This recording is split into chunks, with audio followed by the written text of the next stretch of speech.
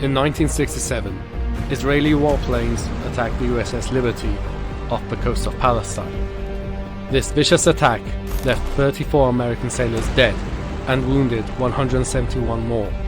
The reason behind this attack was that Israel intended to sink the USS Liberty and blame it on Egypt, in order to drag America into the Six-Day War on the side of Israel.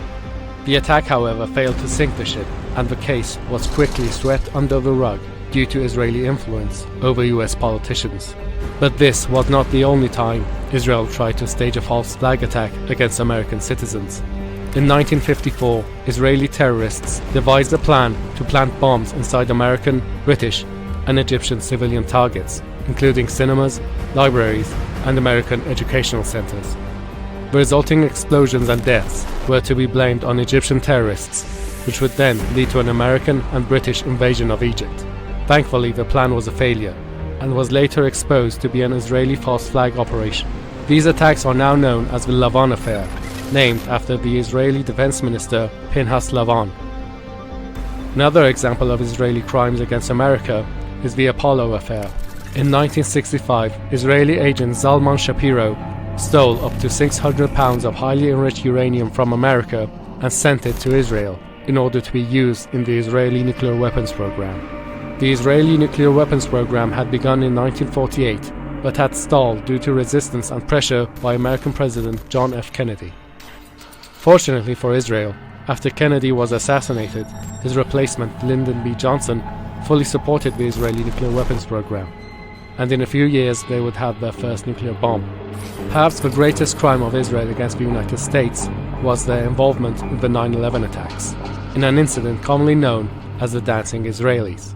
On the day of 9/11, multiple Mossad agents were found in New York dancing and celebrating the destruction of the Twin Towers. They also took multiple photographs with the Twin Towers in the background, in which they were clearly seen to be ecstatic about the attacks. These agents were later arrested by the FBI and found to be working for Mossad from a fake company called Urban Moving. However, due to Israeli influence, they were later released and sent back to Israel. They would later admit on Israeli television that they were sent there to document the attacks. But perhaps the cruelest attempt of subversion Israel has committed against the United States is the pedophilia ring run by Israeli agent Jeffrey Epstein.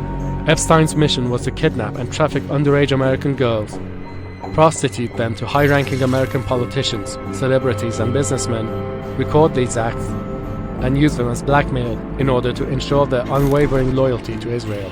Jeffrey Epstein's partner in this operation was a woman named Ghislaine Maxwell. Ghislaine was the daughter of Robert Maxwell, one of the greatest double agents in Israel's history.